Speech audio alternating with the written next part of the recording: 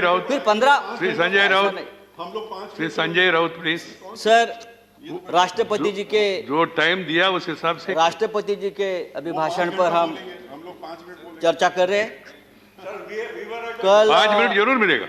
कल धर्मेंद्र प्रधान जी यहाँ बोल रहे थे और बार बार हमारी तरफ कटाक्ष करके हमें ये बोल रहे थे कि सच सुनो, सच सुनने से मोक्ष प्राप्त होता है। हम तो 6 साल से सच सुन रहे हैं और झूठ को भी सच मान रहे हैं, लेकिन आज जो चल रहा है हमारे देश में, जो माहौल है, मैं देखता हूँ जो सच बोलता है, जो सच लिखता है, उसे गद्दार, देशद्रोही कह के पुकारा गया, बोल दिया जाता है। कल इस बारे में चर्चा हम लोगों ने की, दिग्विजय साहब ने बहुत उस बारे में कहा है। सर, जो सरकार से सवाल पूछेगा उस पर देशद्रोही का मुकदमा ठोक दिया जाता है। कितने नाम मैं आपको बता सकता हूँ। हमारे सदन में संजय सिंह, जो हमारे सदस्य है संजय सिंह, उसके ऊपर देशद्रोह का मुकदमा है। राजदीप सरदेसाई, जाने माने पत्रकार, जिसको हमने सरकार ने पद्मश्री दिया है, पद्म पुरस्कार सम्मानित किया है, उसको हमने देशद्रोही बना दिया है। शशि थरूर, जो यूनाइटेड नेशन में हमारे देश के प्रतिनिधि थे, एमपी है, कैबिनेट में थे, उसको भी देशद्रोही का उसके ऊपर मुकदमा ठोक दिया है। जो सिंघू बॉर्डर पर रिपोर्टिंग करने वाले मंजीत सिंह, धर्मेंद्र सिंह और भी ऐसे बहुत से पत्रकार हैं या लेखक है, उसको हमने इस कानून के तहत, देशद्रोह के कानून के खिलाफ मुकदमा ठोक दिया है। मुझे लगता है कि हमारे कानून के किताब में से सब आईपीसी धाराएं खत्म कर दी और सब देशद्रोही की धारा एक वही रख दी है। डोमेस्टिक वायलेंस हो तो भी देशद्रोह का मुकदमा आप ठोक देंगे। पंतप्रधान मोदी हमारे लिए आदरणीय है।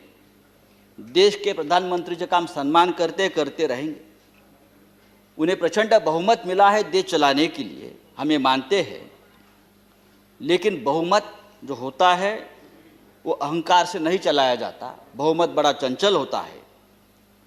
हमारे मराठी के एक संत है तुकाराम, संत तुकाराम, उसने कहा है, निंदकाचे घर असावे शेजारी। उसका मतलब है जो आपका निंदक है, जो आपके ऊपर क्रिटिसाइज करता है, आपको आईना दिखाता है, वो आपके आसपास रहना चाहिए, उसका घर आपके बगल में रहे। लेकिन आज ऐसा है कि जो निंदा करे, जो टीका करे, आप उसको बदनाम कर देते हो।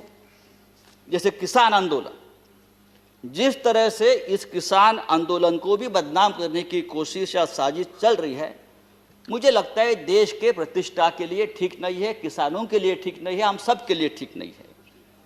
26 जनवरी को लाल किले पर तिरंगे का अपमान हुआ, उससे हमारे प्रधानमंत्री बहुत दुखी हो गए, पूरा देश दुखी हो गया।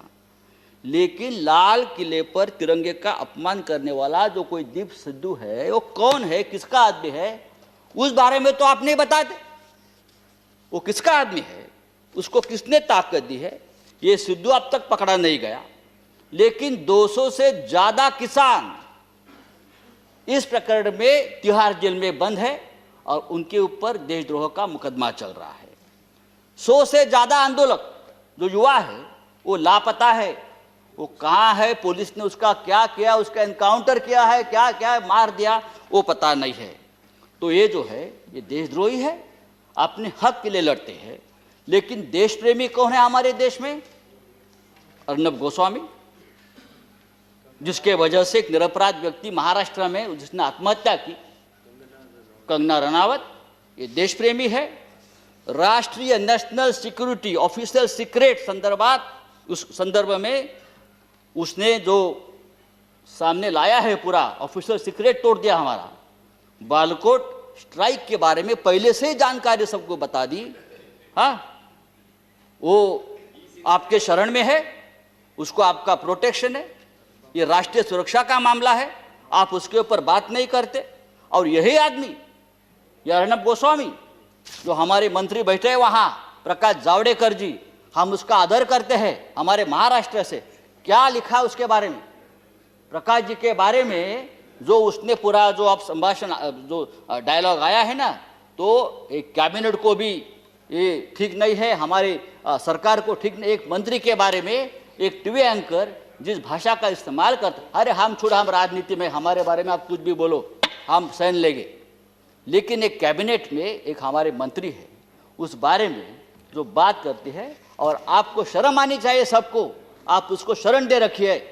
तो ये जो चल रहा है ये नहीं चलेगा सर।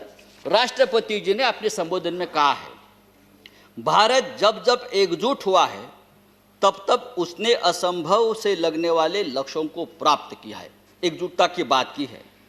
अगर ये बात सच है तो गत 3 महीनों से दिल्ली के सीमा पर किसान आंदोलन की एकजुटता तोड़ने में सरकार क्यों लगी है? संजय जी, हजारों किसान आपका 6 मिनट समाप्त हो गाजीपुर गया। सिंगू बॉर्डर पर अपने हक के लिए लड़ रहे हैं, और आप इस एकजुटता में आपको देशद्रोह दिखता है। प्लीज। चेयरमैन सर, ये पंजाब, हरियाणा और पश्चिमी यूपी का किसान पूरे देश के किसानों की लड़ाई लड़ रहा है। वो सिर्फ 3 राज्यों की लड़ाई नहीं है, और पूरा देश उनके साथ है। तो उनको देशद्रोह कहना ठीक नहीं। ये पंजाब का किसान, हमारा सिख भाई, जब मुगलों से लड़ा तो हम उसे योद्धा कहते थे, जब अंग्रेजों से लड़ा तो हम उसे देशभक्त कहते थे। कोरोना वायरस में लंगर बांट रहा था तो देश प्रेमी था, लेकिन आज वो अपने हक के लिए लड़ता है तो वो खालिस्तानी हो गया, वो देशद्रोही हो गया। ये कौन सा अन्याय है? आप उसको रोकने के लिए बॉर्डर पर किले ठोकते हो, हाँ, वो बड़े बड़े बैरिकेड्स करते हो। ये बैरिकेड्स, ये किले का जाल अगर आप लद्दाख के बॉर्डर पर करते तो चीन की right Sanjay ji, please. Kilometre अंदर नहीं आती। मैं आपको बताना चाहता हूं सर, ये ठीक नहीं है। लेकिन ये आंदोलन जब तक जिंदा है तब तक हिंदुस्तान जिंदाबाद रहेगा। ये आंदोलन ही हमारी ताकत है, ये देश की ताकत है। Thank you very much. 3 कृषि कानून, श्री रामदास अठवले, श्री रामदास अठवले, ये 3 कृषि कानून के बारे में नहीं, मैं क्या करूं? आप बाकी राइट, राइट।